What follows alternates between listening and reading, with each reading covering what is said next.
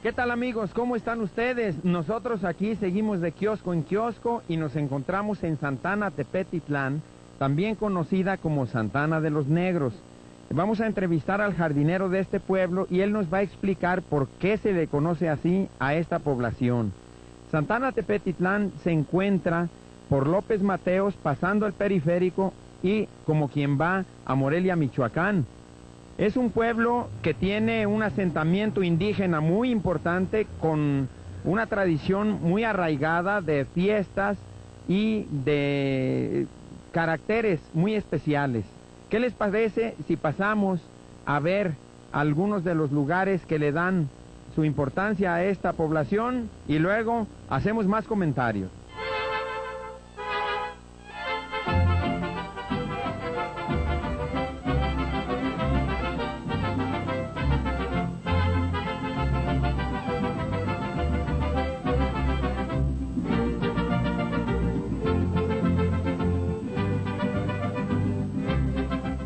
Bien, amigos, pues la historia de los pueblos la hacen los cronistas, pero también el pueblo mismo. Así que a continuación vamos a platicar con el jardinero de esta plaza tan bonita de Santana Tepetitlán. ¿Usted se llama cómo, por favor? Sósimo Alvarado Martínez. ¿Cómo, por favor? Sósimo Alvarado Martínez. Sósimo. Tenemos nombres raros, don Sósimo. Sí. Háblenos de la historia de su pueblo. Me hablaba de que llegaron los negros allá a la loma. Allá arriba, allá se llamaba el agua de la orilla, y allá cayeron los negros que construyeron ese templo de ahí, de la Purísima, que allá bajaron. ¿Por qué les llamaban negros? Porque pues sabía dónde vendrían. Allá cayeron primero, allá arriba. Y allá fundaron Santana Tepetitlán. No, la fundaron aquí. Y entonces, Le dicen Santana Tepetitlán de los negros. Por eso. ¿qué más se sabe de la historia de este pueblo? Que entonces que de allá bajaron la madera para construir palacio municipal.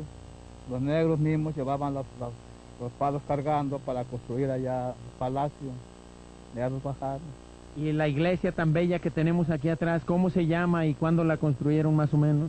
Pues no, eso sí no sé decirle, pero ahí tiene la fecha ya que se construyó y se llama el Templo de la Purísima.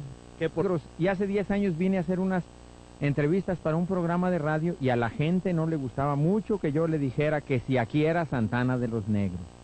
Bueno, Cornelio, ese es un término despectivo que a mucha gente, aparentemente es despectivo para algunas gentes, y hay razón en que rechacen ese nombre porque el nombre de Santana de los Negros se le da más bien por razones no raciales, sino más bien de otra índole. En el siglo XVI, cuando nace este pueblo, 17 y en el 18 y todavía en el 19 y hasta principios de este siglo que corre y que está por terminar, realmente la única manera de conseguir energéticos, combustible, era la leña y sobre todo el carbón. Y estamos exactamente al pie de la primavera, de manera que aquí en Santana Tepetitlán era una de las cosas que más producía.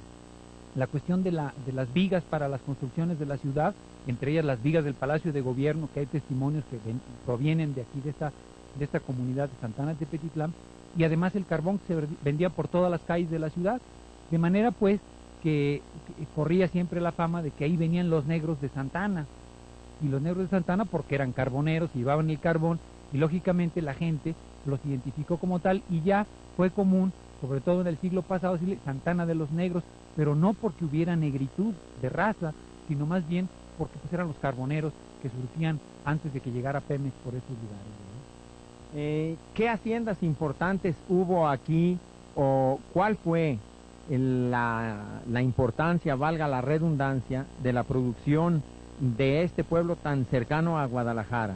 Bueno, mira, Cornelio, en primer lugar, habría que decir que Santana Tepetitlán estaba en ese tiempo muy lejos de Guadalajara.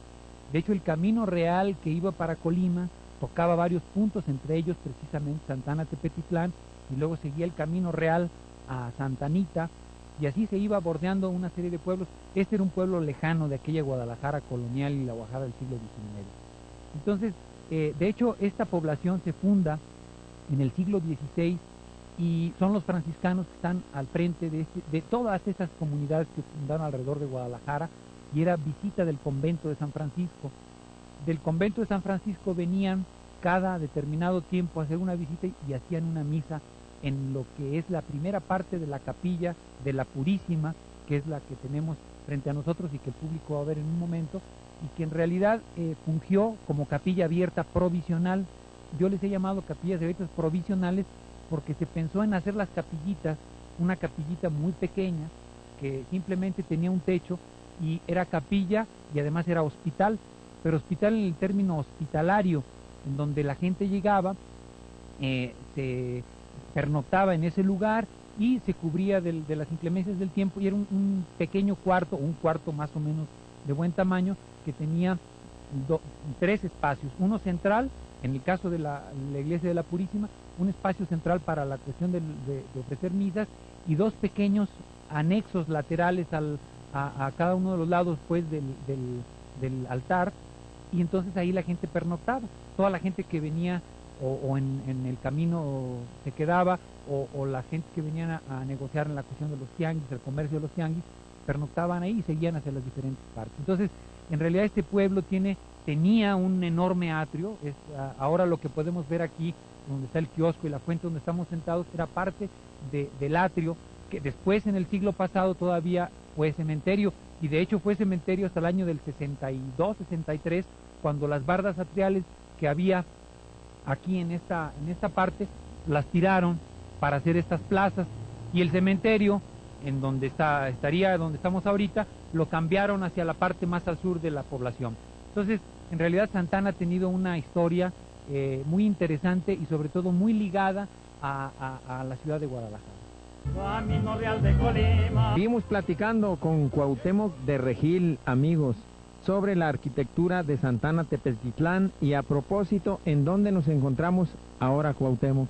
Estamos aquí en la capilla de Guadalupe, que está en la parte alta de Santa Ana Tepetitlán, que es una capillita de los años 50, muy reciente, pero que tiene mucha devoción de la gente de Santa Ana, y que cada año es una procesión a todo lo largo del ascenso al cerro, que es un camino muy empinado, pero lleno de árboles, y que con mucha frecuencia la gente pasa por aquí, va a trabajar acá arriba a Bugambilias, que está a espaldas, y a través de la capilla pasan, saludan y ya se van a trabajar.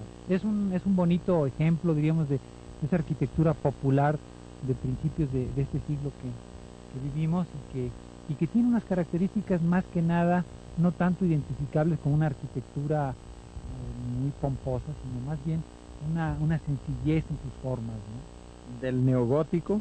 Pues ahí como que quisieron hacerle algo del neogótico, pero los artífices de estos templecitos, como muchos de nuestro país, pues son gente que desde toda la parte baja del pueblo tiene una prominencia muy importante en la parte del cerro. Está ubicada en este peñasco, diríamos, que asoma al poblado en la parte baja, y eso de alguna manera permite pues que haya una visual más o menos identificable de la capilla. Si bien, no obstante esto, algunas de las construcciones que se han hecho al extremo, en las orillas, se vienen a hacer. Antes de que fuera Santa Ana, eran muchos monarcas lo que estaban aquí. Estoy hablando de 1531, ¿no? De ese tiempo estoy hablando hasta la fecha. Realmente, que yo sepa, toda la gente aquí en Santa Ana no tenemos como que una versión oficial. Hay por ahí algunos rumores, digamos que son rumores, en donde algunos dicen que son porque había aquí carboneros, o porque supuestamente aquí también fue una comunidad poblada por una cuadrilla de negros que trajeron prácticamente de Europa o de África, no sé, de algunos países lejanos, que los trajeron aquí a Guadalajara para que trabajen las fincas del primer cuadro de la ciudad. En 1516 había 70 personas que en Santa Ana. En la era precortesiana, la delegación de Santa Ana Tepetitlán fue el reino de Tepechtli, lo cual significa lugar entre cerros. Este reino fue conquistado por los españoles, colonizado por los franciscanos y actualmente absorbido por la Mancha urbana. El reino de Tepechtli se fundó hacia el año de 1300 a.C., al suroeste del valle de Atemajac, floreció en lo que actualmente es Santana Tepetitlán, el Bosque de la Primavera, el Palomar, Ciudad Bugambilias y el Cerro del Coli. Bugambilias, todo eso pertenece aquí. Desde del Palomar para acá, todo ese era terreno de aquí de Santana. Acá la tijera. Y luego llega acá por este lado a las fuentes. Las fuentes, acá cerca de Plaza del Sol. Y luego la de acá, pues agarra todo el cerro, ¿verdad? Llegaba hasta allá, hasta después de la primavera. Paseo de la Primavera. El Paseo de la Primavera todavía pertenece a Santana. Colindaba con Santa María, a terrenos, a todo eso, las pombas, todo eso pertenecía aquí. Y acá por parte del cerro, acá colindaba con San Isidro, Mazatepec y con Tala, poniente por acá y acá con San Isidro, Mazatepec y la Primavera. Existía un centro ceremonial principal, el Ixtepet, cuyo nombre significa cerca de piedras.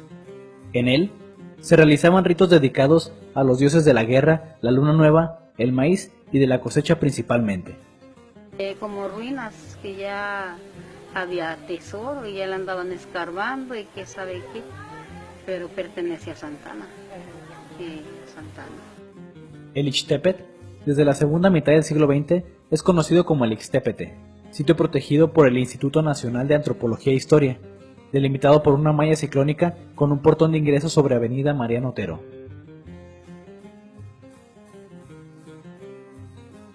En la época de la colonia, se trajeron esclavos negros a esta zona, por lo de que el mestizaje entre negros e indígenas nacieron los ambos, quienes llegaron a formar la mayoría étnica local. En consecuencia, en el siglo XVII, el pueblo recibió el nombre de Santana de los Negros. Su capilla de cantera labrada fue construida aproximadamente en el siglo XVI por los frailes franciscanos. El de la Purísima fueron los que trabajaron. Pues yo soy parte de esa cofradía. Cuentan de una, bueno, así como nuestros ancestros, los antiguos pues de nosotros, cuentan que encontraron a la Virgen de Loreto, ¿verdad?, con un coloquio donde quería ella supuestamente su lanza, y era la de los Tastones. Cómo quería el vestuario, cómo quería todo el vestuario, pues. Eso es lo que nosotros nos dejaron en mente, ¿verdad? Lo que nos dejaron en mente. Por eso nosotros sigamos en la misma tradición, ¿verdad?, de que lo que nuestros antepasados nos dejaron. Y continuamente estamos en eso. Ser tastuán es ser parte de la agrupación que venera a la Virgen. Yo desde que recuerdo que tenía 5 años ya se oían los tastuanes. Nada más como le digo, van pasando pero van cambiando las tradiciones. Porque antes las tradiciones eran poquitos tastuanes.